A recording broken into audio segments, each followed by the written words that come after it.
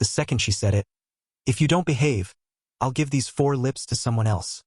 I felt something behind my eyes snap. Not loudly, not with drama, but clean, cold, final. The kind of snap that doesn't echo because it doesn't need to. You just know whatever was holding things together. It's done. Finished. Over. We were halfway through grilled burgers and some lukewarm potato salad when she let it fly. Everyone laughed. Sure. But it wasn't the kind of laughter you want at a barbecue. It was tight. Forced. That sharp, brittle chuckle people do when they're waiting for someone to say, "Just kidding," and rescue the moment. But Leanne didn't rescue anything. She sipped her wine like she'd just told the best joke of the afternoon and looked around for applause. I didn't say a word at first. I just sat there, still as stone, watching her. Then I set my beer down, carefully, so I didn't spill it, folded my napkin, and said with the quietest voice I've ever used in my life, "Then don't expect to sleep here again." Her smirk vanished like steam off a skillet. The laughter choked mid-breath. Even the guy on the corner of the deck, the one who only ever shows up for free ribs and avoids eye contact, looked over like someone had hit a mute button on the whole party. My brother-in-law's wife dropped her fork. The clang it made on the paper plate sounded like thunder. I stood, slid my chair back, and walked into the house. And that, friends, was the moment my marriage ended. No yelling, no affair uncovered, no thrown plates or screaming matches. Just one sentence, her joke, followed by mine, and a silence so deep, I swear I could hear the sprinkler system ticking in the grass. Look, I know some of you are nodding right now, men my age especially. We've all sat through the little digs, the playful swipes, the public jabs that somehow land right on your pride every time. Oh, he's useless in the kitchen. Or, if I wanted romance, I'd date someone else. And you laugh. Because what else are you going to do at someone's house, with a mouthful of chicken wings, and your wife cutting you down in front of people you see every Sunday? But this time, I didn't laugh. I didn't even blink. Because I realized something. She wasn't joking. Not really. Not deep down. That line? That wasn't a slip. That was the truth with a smirk. And I was done. By the time I closed the patio door behind me, the entire yard had fallen into an awkward, whispery hush. I could still hear them murmuring, trying to decide whether to pretend it didn't happen or ask her if she was serious. I didn't care. I didn't turn around. I walked straight into the master bedroom, opened the closet, and pulled out the black duffel I used for weekend fishing trips. Just enough for 2 days' change of clothes, phone charger, documents I'd been collecting quietly over the past year, health insurance, birth certificate, the just-in-case paperwork. She always said I was paranoid for keeping copies. Funny how the paranoid ones end up the most prepared. Here's the thing, I didn't feel rage. I didn't even feel hurt. I just felt clarity. I knew right then that if I didn't do something real, something permanent, this would keep happening until I was nothing more than a walking, breathing punchline with a mortgage. I could already picture next weekend. Another gathering, another glass of wine, another laugh at my expense, followed by a forced kiss on the cheek and some excuse about her sense of humor being too advanced for me. Not anymore.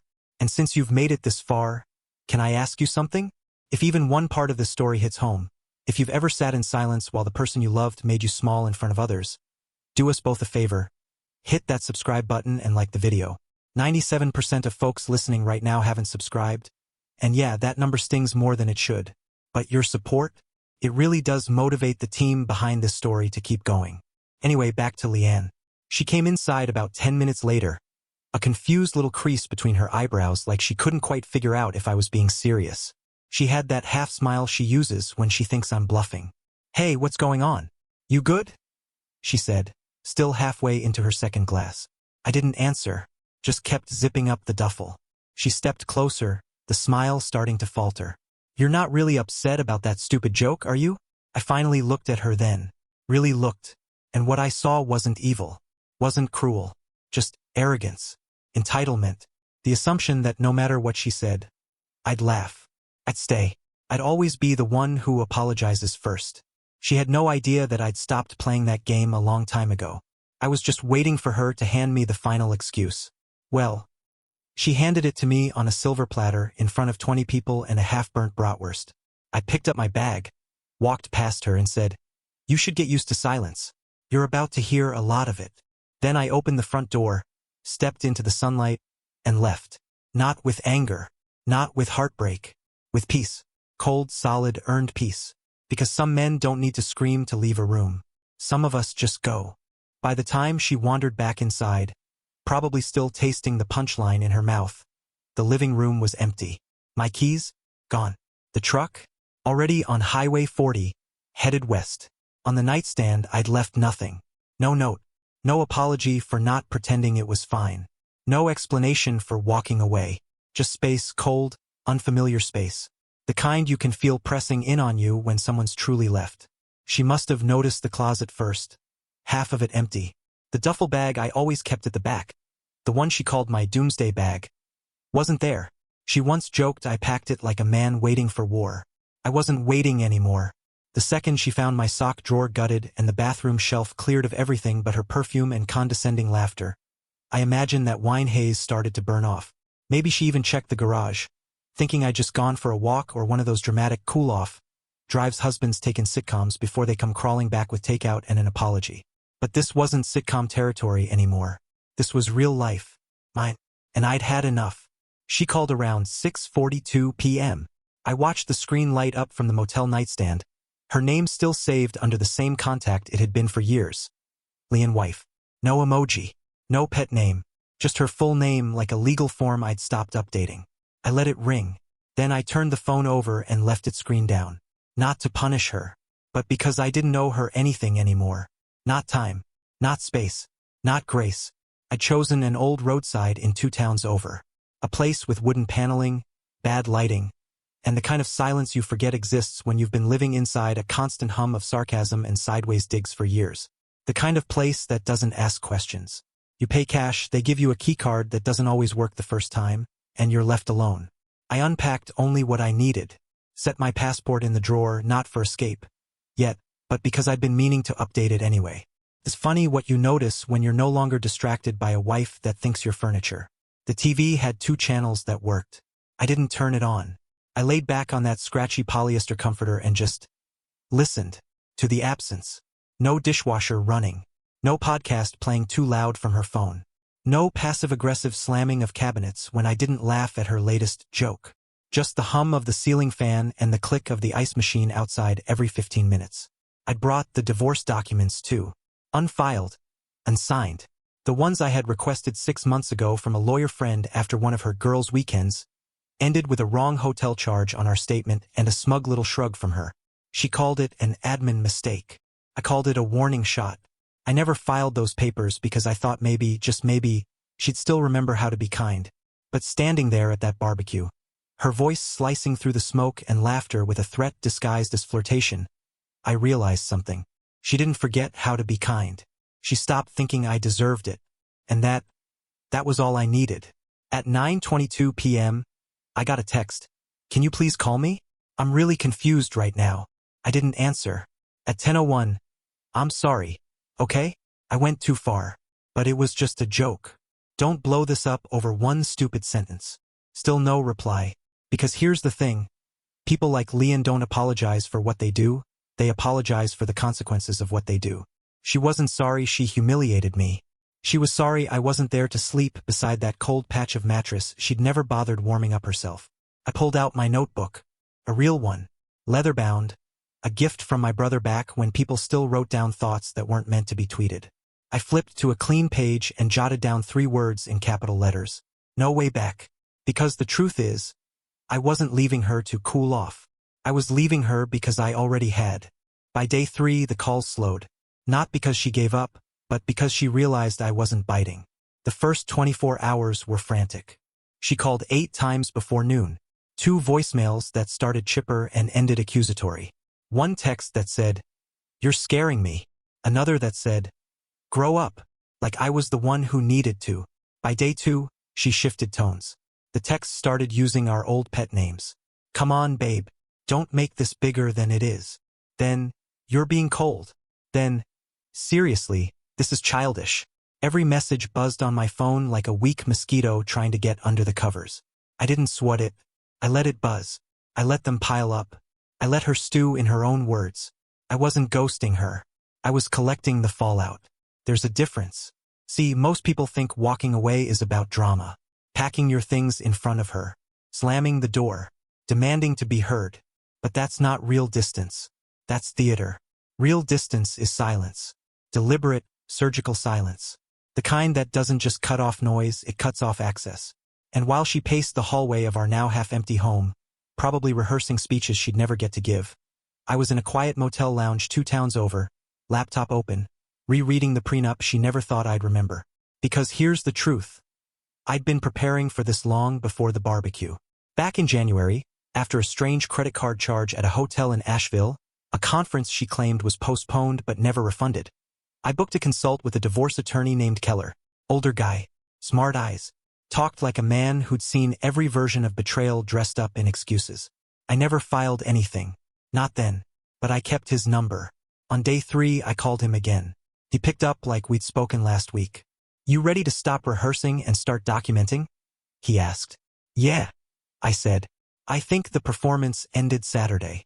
He laughed. Told me to come in Thursday morning. Meanwhile, Leanne was still trying to drag me back into her narrative. That evening, she posted an old photo of us on Facebook. One from a winery tour last fall. I remember that day. She was already on her 3rd tasting flight by the time we took the picture. I was holding her elbow to keep her steady, and she made some comment to the sommelier about me, always being the designated disappointment. But in the photo, we're smiling, her head tilted against mine. The kind of curated moment that gets a dozen comments from coworkers who don't know any better. She captioned it, "Still laughing together after all these years, 2 hearts." 2 hours later, her best friend Dana commented, "Such a beautiful couple. Hope everything's okay." I didn't comment, but I did screenshot it. Date, time, context. Saved to a folder on my desktop labeled, "For Keller." Because that wasn't a tribute. That was a defense. A preemptive PR move. She was trying to control the story before anyone else realized there was one. She knew people saw me leave. She knew the table had gone silent. She knew whispers had already begun. So she did what she always did. Performed. Created a version of reality where we were still the golden couple, still laughing, still playing house. But I wasn't playing anymore. And I wasn't laughing. You learn a lot in silence. Without the noise of excuses or spin, you start hearing the truth in your own head. The things you've been muting for years with rationalizations and routines. Like how she hadn't touched me in 4 months unless we were in public. Or how every compliment came with a sigh attached. Or how she talked about me in the 3rd person even when I was in the room. That night, I took out the leather notebook again. I opened to the page where I wrote "NO way back," and underneath it, I added a new line. Document. Don't defend. Because I didn't need to argue with her. I didn't need to convince her or anyone else why I was gone. All I needed was proof. And every text, every voicemail, every fake photo caption was giving it to me. She was still performing. I was already writing the credits. She must have been sitting in that plush leather salon chair, half covered in foil, thinking the world still worked the way it used to. That her little stunt at the cookout would blow over, that I'd come slinking back with an apology, maybe even a bouquet and a self-deprecating laugh, just grateful she hadn't followed through with the 4 lips remark. She probably had her feet in a basin, scrolling through social media, already planning the next selfie caption about healing and self-love, while someone else buffed her nails, and then declined. 3 times. She tried her card for the hair color, declined. Tried it for the manicure, declined. And finally for the tip, declined. I got the notification from the bank app before she even called. Attempted charge declined, insufficient funds, joint checking. That wasn't a glitch. That was the moment leverage changed hands. By the time her name lit up my screen, I was sitting at a diner off Route 57, halfway through a turkey club. I let it ring once, twice, then picked up, just to see what her voice would sound like when the safety net snapped. "You think this is funny?" she barked. No greeting, just fury wrapped in entitlement. I took a sip of coffee. "No," I said calmly. "I think you'll enjoy paying for things with 4 lips and no wallet." She stammered. "Excuse me?" I didn't repeat it. I didn't need to. I hung up. See, what she didn't realize, what most people like her never realize, is that you don't win by shouting louder. You win by changing the terms of engagement. She had spent years making herself the star of every room. The one with the biting humor, the loudest laugh, the final word. And I had been the stagehand, just off to the side, holding the lights, smiling politely while she made a joke of me. But in private, in quiet, that's where real moves happen. 2 days before I left, I opened a new personal checking account in a bank branch she'd never bothered to learn existed. Same town. Just one she didn't know. I rerouted my direct deposit, locked down the joint savings with a freeze, and transferred enough to cover my next few months. Just enough. Not vindictive. Just strategic. The joint credit cards? Flagged for review. I didn't cancel them. No need. I just reported a potential compromise. The banks are happy to help when you say those words. You'd be shocked how fast things freeze when you mention unauthorized access. I wasn't punishing her. I was protecting myself. And Leanne? She'd spent our entire marriage managing perception. She always had to look like she had it together. Fresh cuticles? Just done highlights. Branded handbags she found on sale. Now, her salon chair might as well have been an electric one. She was locked in, foils in her hair, nothing but heat lamps and humiliation. Later that night, she left a voicemail. You froze our account? Are you actually insane? How am I supposed to pay for groceries? What am I supposed to do? Ask my mother. And there it was.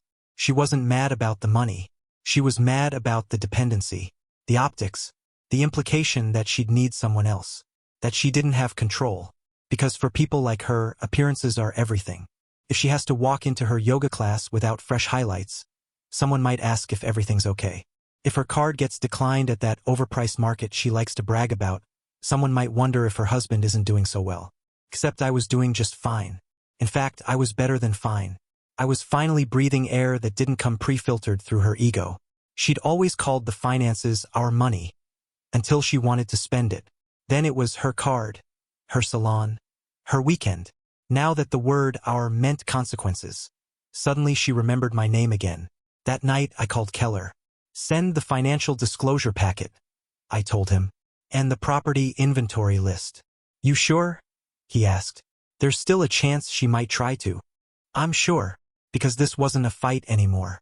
It was a correction, a long overdue course adjustment. And every declined charge was a reminder. She wasn't in charge anymore. I was. By the end of the first week, I hadn't told a soul what happened, not directly. Didn't send a dramatic text to the group chat. Didn't call up my buddies from poker night and unload everything over cheap cigars and too warm beer. I didn't need to. The silence was already speaking for me. Started small. A call from Rick, wondering why I skipped Thursday poker. You all right, man? Leanne said you were just busy. But, I don't know, something felt off. I just told him, taking some time. Needed a break. He didn't press. Rick's not a genius, but he knows when a man's voice has a crack in it that doesn't come from stress. It comes from betrayal. Then Pastor Miller reached out. Said he noticed I ducked out early after service. Didn't stop for coffee like usual. We missed you, brother, he said. You always bring something steady to the room. Steady. Funny how that's what everyone always said about me. Solid. Reliable. The quiet anchor. Until the joke landed and suddenly the anchor slipped. I didn't offer explanations. Didn't rant about Leanne or play the wounded husband. I just said, appreciate the check-in. Taking a breather. But word had already started to circulate. Turns out Leanne's joke hadn't stayed neatly tucked in the backyard where she flung it. People talk. Especially when the delivery is crude enough to make even Frank, the guy who once toasted his anniversary with a fart joke, grimace into his cores. I heard later that Amy, the neighbor from across the street, whispered to someone at her book club, I can't believe she said that. I mean, in front of everyone. Then came the messages from people I didn't expect. Her sister, Valerie, sharp-tongued, always on Leanne's side no matter what, texted me out of the blue. Look, I know you probably don't want to hear from me, but I just want to say you didn't deserve that. We all saw it. She crossed a line. That one stopped me cold. Valerie never takes anyone's side but Leanne's. For her to break rank? That meant something had cracked deeper than I thought. Another message came from Adam, a guy from church who I'd barely spoken to outside of men's breakfasts. I saw what happened at the barbecue. I didn't laugh. Didn't feel right. Just wanted you to know someone noticed. I didn't reply to most of them. Not because I didn't appreciate it, but because I wanted the silence to grow. Let it stretch like a shadow. Let it make her wonder. Leanne always assumed she controlled the story. She'd been the social nucleus of every room we entered. Smiles, banter, witty jabs, just enough fake humility to sound gracious. And for years I'd let her play that role. I stood beside her like a weathered statue, the dependable prop. Now, she was walking into rooms alone. I don't know when exactly it happened, but somewhere between the salon meltdown and my sudden absence, the current shifted. People weren't laughing at her punchlines anymore. They were watching her, listening more closely, noticing how her voice sharpened when someone disagreed, how her compliments came with barbs, how she needed attention like oxygen. And without me nearby to absorb her swings, she had to start swinging at herself. I imagine the church ladies started exchanging glances when she made too many jokes about finally enjoying the house without a grump in it. I imagine someone asked, too sweetly, "Is everything all right between you two?" And Leanne, never one to admit fault, probably gave one of her patented chuckles and said, "Oh, he's just being dramatic." But it didn't land like it used to, because when the reliable man goes quiet, people notice. And now, everywhere she turned, she was met with hesitation. Not accusation, just something colder, something worse, doubt. By week's end, she posted another photo, this one of her on the porch, holding a glass of wine, captioned, "Rediscovering peace in solitude dizzy #self-care #healing journey." No likes, no comments. I took a screenshot, not because I cared, because it was proof. She wasn't talking to anyone. She was screaming into a void, and no one was echoing back. The envelope arrived on a Tuesday, certified mail, signature required. She'd have to physically sign for it, hold it in her hands, scribble her name, and feel the weight of consequences for the very first time in her life. I imagined the moment with a kind of clinical detachment. Her stepping onto the porch barefoot, maybe still in a robe, hair twisted up, eyes puffy from pretending not to cry. The mail carrier saying, "Need you to sign here." Her squinting at the return address. My name. I didn't send it to be cruel. I sent it to be clear. The envelope wasn't thick, just 3 pieces of paper. But paper can be heavy when it's soaked in finality. Inside was a cover letter from Keller's office. Polite, precise, and very, very real. Then came the property disclosure. Every asset, listed line by line, joint and separate, values attached.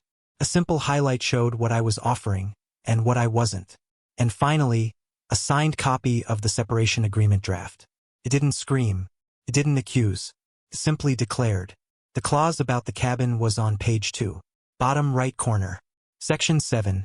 Subsection B. Primary residence in Blue Hollow to remain sole property of the petitioner, per mortgage record and deed. No transfer or buyout to respondent applicable. That cabin was her crown jewel. Not the house we lived in. Not the 2-story in town with the kitchen she barely cooked in and the walk-in closet she treated like a showroom. No, the cabin, that was her little kingdom. She'd spent years turning it into her personal retreat. Boho lighting, ridiculous throw pillows, that overpriced wine fridge she'd insisted on even though she barely knew the difference between Malbec and Merlot. Her Instagram was filled with that place. Sunset selfies, coffee mugs on the porch, pseudo-poetic captions like, "Where the soul exhales." She loved that cabin, but she didn't own it. I did. She'd never checked the deed, never noticed whose name was on the mortgage. She assumed, like she always did, that we owned it. Nope, I did. And now she'd read it in black and white. The car? Sure, she could keep it, even though it was in my name, too. It meant something to her, and taking it would have made me look vindictive. I wasn't interested in petty. I was interested in precision. An hour after the envelope was signed for, my phone buzzed with a message. "This is insane." It was a joke. I stared at the screen. No greeting. No remorse. Just that same weaponized confusion like reality had done something to her. I typed back one line. "So is this." Then I silenced the thread and archived it. She didn't reply again, because by then I think it finally landed. Not just what I was doing, but how much I'd already done. This wasn't me sulking at a hotel. This was a man with a lawyer, a plan, and a paper trail. She couldn't laugh her way out of this one. The next day I heard from Keller. She called, he said, flat voice, tried the emotional angle, and she asked if we could talk about the tone of the documents. I told her legal doesn't do tone. I smiled into the phone. "Good. Want to escalate to filing?" he asked. "Not yet," I said. "Let her sit with it. Because panic isn't just fear. It's realizing the show's over and the audience left without clapping." And Leanne? She was finally alone on the stage. She showed up just after 9 a.m. The woman at the front desk knocked on my door with a nervous kind of smile, like she'd just seen a ghost and wasn't sure if she should say its name aloud. "There's someone here for you," she said. I knew before she finished. "Leanne." I opened the door and looked past her toward the lobby. There she was, standing like a misplaced chandelier in a room full of ceiling fans. Sunglasses too big for her face. Hair pulled back in a bun that said, "Put together," but makeup that screamed, "Barely held." She didn't speak right away, just took the glasses off and looked at me like I was supposed to fill in the silence. "Can we talk?" she asked finally, voice just above a whisper. I held the door for a beat too long, then stepped aside. Let her in, but not like before. This wasn't a come home moment. This was observation, like watching a moth finally realize the glass isn't the way out. She sat at the little table near the window, hands clasped in her lap like a teenager called into the principal's office. "I've been trying to reach you," she said, staring at the floor. "I've been losing my mind." "You're late," I said. She looked up, confused. "I figured you'd show up by day 4. You held out till day 10. Progress." She didn't smile. "I miss you," she said quickly, like it might hurt less if she said it fast. I tilted my head. "You miss what exactly? My paycheck? My tools? Or the target you used to mock?" That made her flinch. She blinked fast, tears welling but not falling. "It was just a joke." "No, it wasn't," I replied flatly. "It was," she insisted. "I was nervous. I drank too much. You know I say dumb things when I'm trying to be funny. Then you should have rehearsed the apology like you rehearsed the punchline." Her face twisted, confused, offended, maybe both. "What's that supposed to mean?" "It means you've had years to practice how to embarrass me in public. Maybe you should have spent one afternoon learning how to own it in private." Her mouth opened. Nothing came out. I waited. She sniffed. "I didn't know it would go this far." "That's because you never thought I'd leave." Silence again. She glanced around the motel room. Bland curtains, beige carpet, one chair out of place. It didn't match her world. No curated candles. No monogrammed towels. Just walls that didn't echo her voice the way the house did. I felt so alone. I raised an eyebrow. "Now imagine feeling that way while living with the person who's supposed to love you." She swallowed hard. "I made one mistake." I let that hang in the air a second. "One mistake," I said finally. "You made decades of little ones. That line at the cookout? That wasn't a lightning strike. That was just the final fuse burning out." She buried her face in her hands. "I don't know how to fix this." "That's the first honest thing you've said." I stood, walked to the little dresser, picked up the envelope from Keller's office that had arrived the night before, quietly slid it across the table toward her. She looked at it like it was a bomb. "You don't have to sign it yet," I said. "Just read it." She didn't move. After a long pause, she whispered, "What if I don't want this to end?" I looked her dead in the eye. "Then you should have treated me like something worth keeping. Not a stage prop for your next comedy bit." Her hands trembled. Her mouth opened again, searching for the next excuse, the next punchline, the next manipulation. But this time, she didn't have one, because this wasn't our reality anymore. It was mine. Came just after midnight. One of those late-night texts you instantly know isn't a drunk message or a pocket dial. It's intentional, loaded, the kind of thing that starts with, "Hey, I wasn't going to get involved," but, and ends with your blood running colder than the room around you. It was from Joel, a guy I'd known for years. We weren't best friends, but close enough that we'd shared more than a few poker nights, church volunteering gigs, and casual beers at the cabin. He was at the cookout, saw everything. He hadn't said much that day, just gave me a quiet, sympathetic glance when I walked off and never followed. Now he was reaching out. "Hey man, you should know. She's been talking." I didn't respond, just watched the 3 dots dance across the screen. "Telling people you're just having a midlife tantrum. That you stormed off because she was finally calling you out for always being distant. Says you've been cold for years, and the joke was you taking it too seriously like usual. Then, I figured you'd want to see this." Attached were screenshots. A group chat I recognized, some of the wives, a few mutual friends. Leanne had dropped in with a casual, "Let's all just remember Grant's been spiraling for a while now." That barbecue moment? Honestly, I was trying to lighten the mood. Someone responded, "Yikes." Sounded rough. Another, He really left over a joke? Leanne again. He's fragile right now. Work's been hard. Aging is hard. It's probably just a phase. He'll be back once he realizes no one else is gonna put up with him. I didn't feel rage. That's the sick part.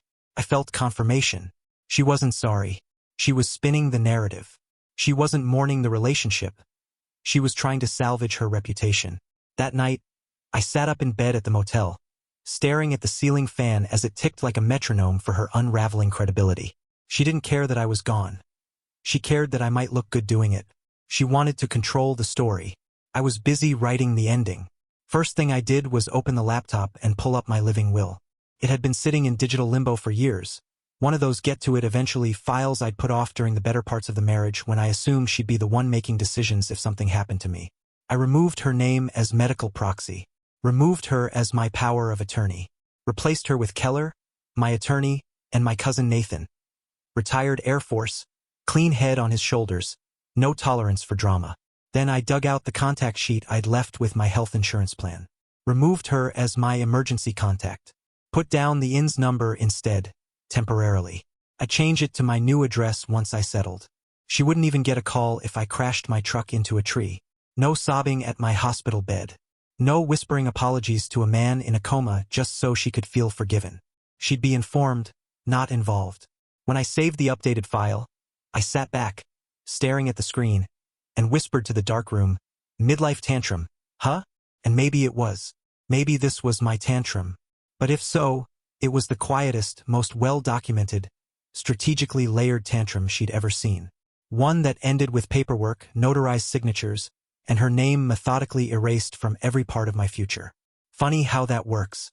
One joke at a barbecue, and now she was just a memory with access revoked. She thought her voice in a group chat would write the history. She forgot I kept the receipts. She asked for dinner like it was a truce.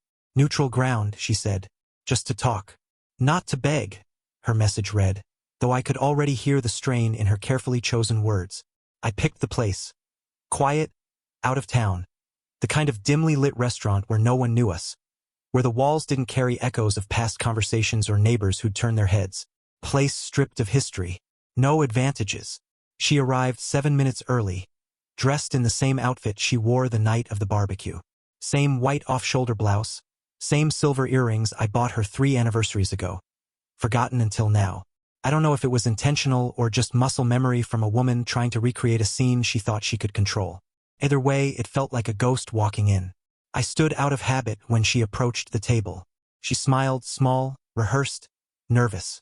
"I didn't think you'd actually come," she said. I shrugged. Neither did I. We sat. The silence between us wasn't awkward. It was full. Full of every moment that had gone unspoken. Every word we'd swallowed. Every look that used to say something but now said absolutely nothing. The waiter came. She ordered wine. I asked for water. Neither of us touched the menus. She started slow, casual at first. Said she'd been doing a lot of thinking. That it had all gotten too big, too fast. That maybe we both let it go too far. Then came the tears. Real ones? Maybe. But I didn't flinch. "I just miss us," she said, dabbing her eyes with the edge of her napkin like a scene from a sad little play. "I miss your steadiness. I miss not feeling like I have to prove anything all the time." I took a sip of water. She leaned in. "I was stupid. That joke, it wasn't even about you. I was just trying to be funny. Trying to fit in." I nodded slowly. And it landed exactly how it was supposed to. She blinked, unsure if it was sarcasm or sincerity. It didn't matter. I didn't offer either. "I lost myself somewhere," she whispered. "Maybe I thought putting you down would lift me up. You thought wrong." She nodded, eyes down. Her voice shrank to a whisper. "I wish I could take it back." I reached into the inside pocket of my coat and pulled out the folded napkin. Placed it on the table gently like a final offering. She looked at it, confused at first, then opened it. It read, "Some jokes break things. Some silences fix them. You chose yours. I chose mine."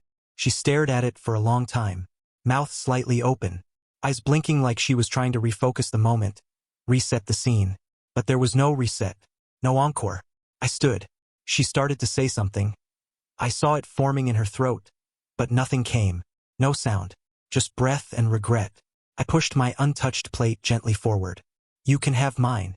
You've always had the last word anyway. Then I left the bill where it sat. Walked past the table, past the window, out into the parking lot, where the night air hit colder than expected. I didn't look back. Didn't check the mirror when I drove off. That was the last time we ever sat across from each other. And she never told another joke in my name again.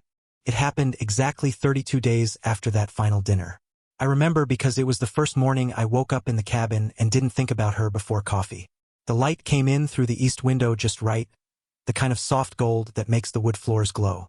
I was barefoot, shirt half-buttoned, coffee in hand, sanding the edge of the porch railing where the varnish had started to peel from years of weather and neglect. Something she always said she'd get a guy to fix. That's when the notification came in from the gate camera. Motion detected. Black SUV. Plate number I knew by heart. Leanne. She hadn't called ahead. Not that she had any right to.